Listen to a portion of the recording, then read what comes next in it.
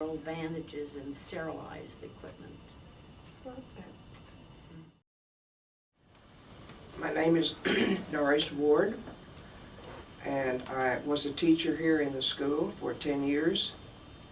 But before I came here, I grew up in Arkansas, and small town, just a little bit larger than Haines, so I was used to a small town. Went through college in Arkansas, graduated with a degree in English and history, and I wanted to travel, so I had an English degree in English, so it wasn't anything that would help me travel, but I did go and apply for a civil service job, and I didn't have to take an exam because I had good records, you know, in the background, so I got right in, I got that job, and I went to Japan as a news writer for the Air Force. I was not in the Air Force, I was a civilian employee. I went over there in 1954. That's before you were born, before your mother was born, before your grandmother was born. And I stayed 2 years writing news for the Air Force. I was under contract to them, so I got my way paid over there and paid back if I stayed 2 years. If I didn't stay 2 years, I had to pay my transportation back. So I could leave anytime I wanted to. But I enjoyed it a lot, and it was, you know, 10 years after the war, so things were rebuilding and things were cheap, and the Japanese people enjoyed our company. They didn't want us to leave right away.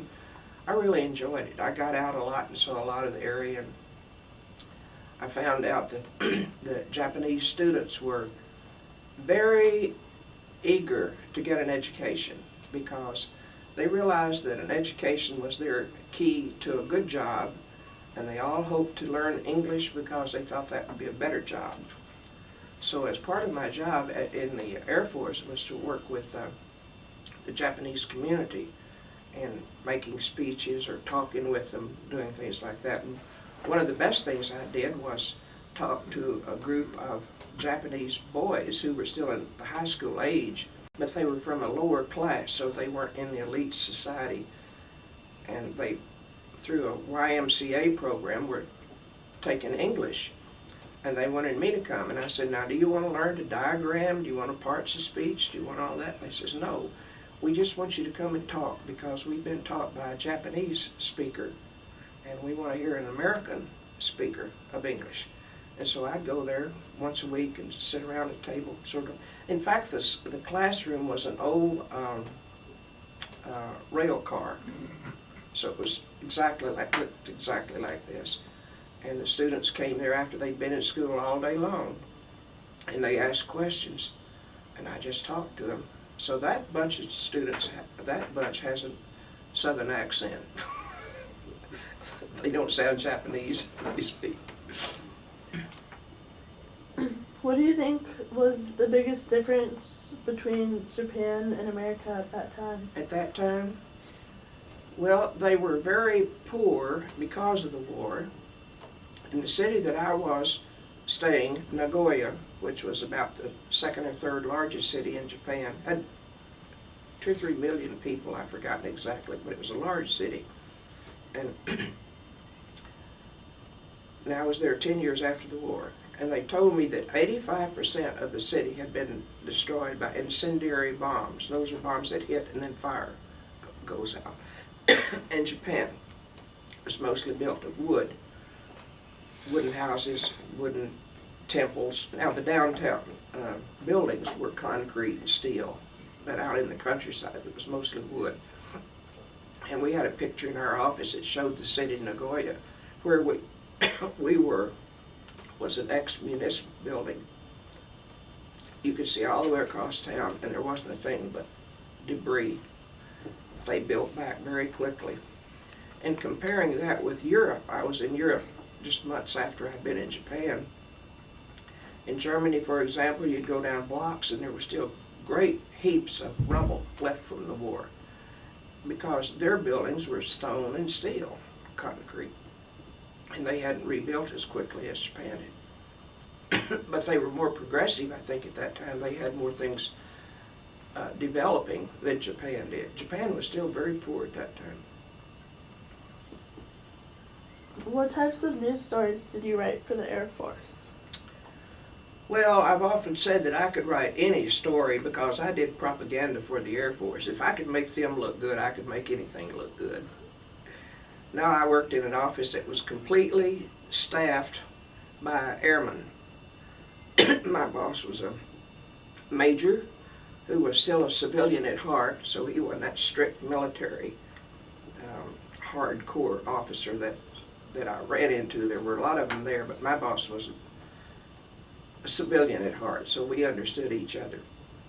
I had officers standing, although I was not called that. I was just below the major, and then there was a master sergeant, a staff sergeant, a couple of airmen. We had 5 or 6 in the office, and some of them changed while I was there. What we wrote was major stories. If there were a crash or something like that, the major would have to handle that. As I said before, we were liaison between the Japanese community and the Air Force.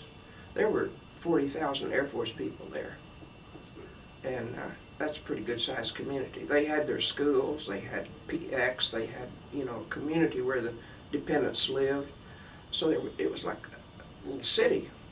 But I lived downtown in a building that had been an insurance building, right on the main intersection in downtown Nagoya. I had a good spot. And one of the other of my jobs was I was a wing historian. All the groups around the wing, which was the headquarters, would send in histories of their unit every quarter, and then I'd have to compile all that into a wing history. And that's filed somewhere, I don't know where, they probably threw it out later, but that was kind of interesting too. We didn't have a very exciting wing, so there wasn't, you know, there weren't fighter planes there fighting each other or any of that. But I did have to go a couple times on an air crash that was not too good. I wrote some speeches for the commander. I had to write 2 or 3 letters back to a family. I remember one in particular. A boy was killed somewhere, and the major was going to be gone, so he said, write this mother. And she had written a letter on, you remember those little tablets that you used to get in the dime store, little to write letters on, and had paper about so big? Well, that little letter was like that she wrote me from Tennessee. And she was talking about losing her son, but he'd always described the area as looking very much like Tennessee. It had little rolling hills and so forth. I had to write to her, you know, and say how sorry the Air Force was that he was lost. And those things I had to do. They weren't pleasurable. I wrote some notices. Oh, I remember the commander would have to give a Thanksgiving speech, and so I'd get a job like that, you know. I'd write it as though I were the commander, thanking the good Lord for all the benefits we had and how glad we were to be in Japan, and you know, that was good. I'll show you this little wood carving I brought back from Japan. This is sandalwood. I like wood, so I was attracted to any of the carvings that were made out of wood.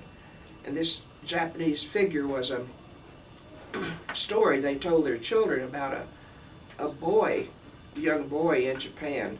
He was a poor boy, and he would go out to gather the firewood for his family, and he would read. He liked to read, so any task that he was doing, especially carrying the firewood, he would carry a book with him.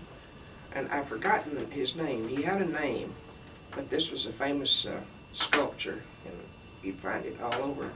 And the interesting thing about the little book, when you look at it, is it's written so the letters are up and down, the way the Japanese letters would be on a book, not crosswise.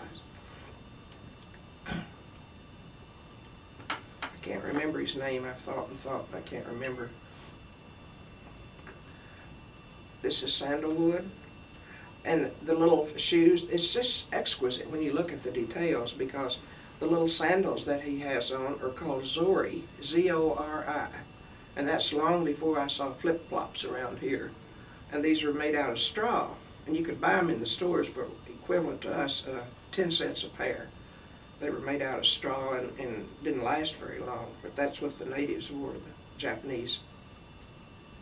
There was another shoe they wore that was built up about 2 or 3 inches. It was a wooden, and you could hear them clip-clopping down the street. They're called Geta, G-E-T-A, and you could hear that distinctive sound late at night. Now, things like that stay with me. You know, I can still hear that sound in my mind when I think about it. Well, after Japan and after touring Europe, I came back to Arkansas, and I didn't really know exactly what I wanted to do. I didn't think I wanted to continue in journalism, but I didn't think I wanted to teach. But I did teach. I taught 2 years, and I decided, no, I didn't really want to teach. And then I went back to school and got some graduate work. I went to LSU in Louisiana, and I went to the University of Arkansas and studied some graduate courses in journalism. I was still meant and determined to go into journalism one way or other. In the meantime, I had worked off and on for a weekly newspaper in my hometown. I did that when I was in high school, and that was back in the days when the type was set metal type. You set it letter by letter, and there was a linotype machine. And the operator would use a keyboard, and little metal letters would fall down into a line of type. That's why it's called a linotype. And that's the way the newspapers were set. There's quite a difference from the way we see newspapers today with the offset process. I learned a lot then because my mistakes were, my people in the town would tell me about my mistakes. And you knew everybody, just the way we do in Haines. That was a good experience. How difficult was it to work with the typewriters back then? Oh, typewriters? Oh, I thought it was wonderful. I had a little portable typewriter that I took with me as I traveled. I didn't take it on all the little trips. I had it with me in Japan, and I used that. Of course, we had typewriters in the office. They were electric, as I remember, and I had taken typing in high school, so I knew the touch system. And I never was a fast typer. I was pretty accurate, but I wasn't very fast, maybe 50 words a minute or so. And when I got on a computer, well, I got much faster. That's interesting because it's easier to use than a typewriter. You had to depress the keys a little bit harder.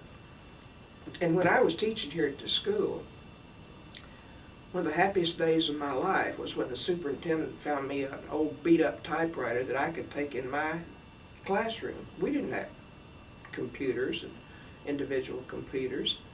And that was a big day when we had our own typewriter. And it was one of those great big awkward things.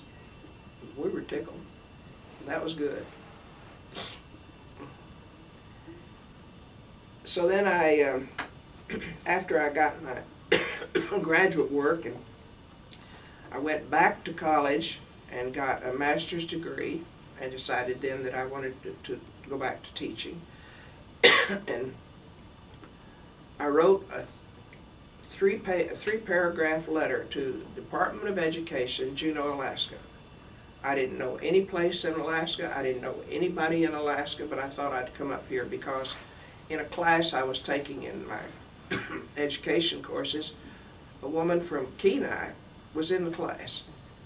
And that was before the boom, before Kenai had grown very much. And she talked about the things they did there, and it sounded like so much fun. I thought, well, that would be fun to go to a small community in Alaska.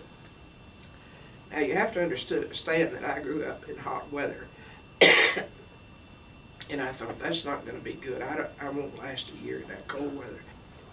I wrote this letter to the Department of Education, Juneau, Alaska, and described where I was and what I was doing, my credentials, my background, and what kind of school I wanted to come to. Now, if you don't think the good Lord watches after me, on the very day that that letter came to Juneau, the superintendent here in Haines wrote to the Department of Education saying they had an opening in the English department.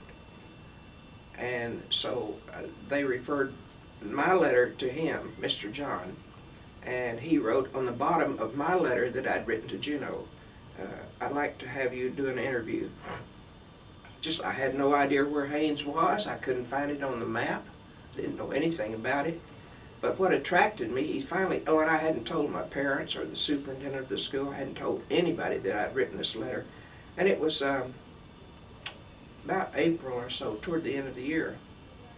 So I got a phone call one day, and the superintendent's office asked me to come down to the superintendent's office to take the call. And it was from Mr. John. Now, I'm standing in the superintendent's office in Arkansas trying to talk to Mr. John and not let the superintendent down there know what I was talking about. So I'm sure Mr. John thought, I'm not sure I want her up here. I was answering, yes, I don't think so, okay. So I told him I'd call back later. Then later I called and talked with him, and he knew exactly what buttons to push on me. I was teaching I won't say I was teaching. I had 185 kids per day. My largest class had 48 kids in it. We had a room that was maybe twice as big as this, and it was those old wooden desks with the arm desk on it. They had actually nailed the row together so you couldn't move the desk, because if you moved the desk, you couldn't get them all in there. So they were nailed together. And I was just completely worn out. I was just frazzled. I was teaching English, and I couldn't even assign essays because there wasn't any way I could mark them all, read them, much less mark them. And so he knew that situation. So he said, you'll have 77 kids. And I thought, well, heck, I've only got 48 in the class now. I don't think I want that. And he says, no, all day long. Not one class. My largest class was 8 here, I think. So I said, yes, I'll write you. And so I sent a letter and was hired. That's how I got to be in Haines. And I started teaching in room 10 over in the building that's on Main Street. That was called the new high school then. And the principal, Mr. Carl Ward, took me around and showed me the new building. And I thought, gee, this is nice. There wasn't a mark in it anywhere, and it had been built like 9 years before. They just kept very nice care of that building. And I enjoyed that. I had a room overlooking the mountain there. I had a room with a view. The kids were good. The worst time was one year I had to teach a bunch of 7th graders. I thought, well, this may be my last year. But it worked out. Then we moved over here in '73, and started out the new building here was an open area. So my room was in that open area. And I liked it. A lot of people didn't, but I liked it. And that was the year we got the new swimming pool. And Mr. McFeeder's father was a principal then. And he'd been kind of responsible for seeing the swimming pool. And somebody on the sidelines pushed the man in the swimming pool. He had his glasses and his wallet. He really didn't know it was going to happen. So that was kind of fun. I married Mr. Carl Ward in 1970, and the gym is named for him. He was superintendent here, and he died in 1997. And people thought maybe I'd go back to Arkansas after that, but I thought, no, I've got roots here now. This is my home, and so I've been here ever since. And since I retired in 1975, and when I was teaching, that's all I did. I just didn't have time to do any volunteer work or do anything else. And but after I retired, then I had the energy and the time to do some volunteer work, and I got involved with the museum and the library and the church and historical society and different organizations. Enjoyed that. I've also done some freelance writing after I retired. Started a duly noted column in the local newspaper. I had to convince them that was a good idea. I was from a small town, see, and the people down at the news office were all, they had urban or big city backgrounds, and they said, no, that won't go. Just let me try it for a while. And it was funny, when I first started going out and talking to people, they didn't really want to talk to me because they were suspicious about why would I not want to know that? I said, no, it's not going to be bad. I don't write bad things. And after a little while, they got convinced that it was all right. And people would tell me, I never had my name in the paper before. And this was a positive column, so they didn't mind having their name in the paper for that. And I've done the freelance in other areas. I did all of the public relations writing for Act Fest when it was here. That was good because I got to see a lot of actor-type people. That was fun. And now then I'm writing a column called From Alaska for my hometown newspaper. That's fun. I send it back to Arkansas and I write about things that are going on here. So I find, one of the best things I've done recently is I got a ride in the dog sled the other day out at the fairgrounds. I was standing there trying to take some pictures, and there was a whole bunch of kids lined up behind me. And Jim Stanford looked over and he said, "Come on, Doris, get on board." I just went right ahead of all those kids, got on board. Well, it took about 3 people to help me get on board, but I got on board. Wet and cold and snow and pellets coming in my face, but it was great. I had it all the way around the perimeter of and I came back out. It took about 6 people to get me out of the sled. But nobody threw rocks at me, so I guess they weren't too mad that I cut line. A lot of things going on, and I find that that's what keeps you growing and alive, is just keep busy, find new things to do. And a lot to do in this town if you just kind of look for it a little bit. Stay alert. Right now I'm looking forward to the big read starting pretty soon. I like to read. That'll be good. The Maltese Falcon, be good. What changes have you seen in Haines over the changes? years? Well, I've got pictures of open lots from the bank down and all the way through the senior citizen, all that area. There wasn't a thing there when I came here. Houses was not there. I've seen all of that, buildings growing up. I've seen the new school develop. I've seen the church burned, and the Presbyterian church burned and rebuilt. Lots of houses. I live up on Osland Drive at the top of Young Road, and when I got there, my house was about there were 3 houses on that street. And now drive up behind my house, Highland Estates. I never thought I'd see that much traffic in front of my house and behind my house. It's just all day long. Your house was not there. Those houses on Young Road weren't there.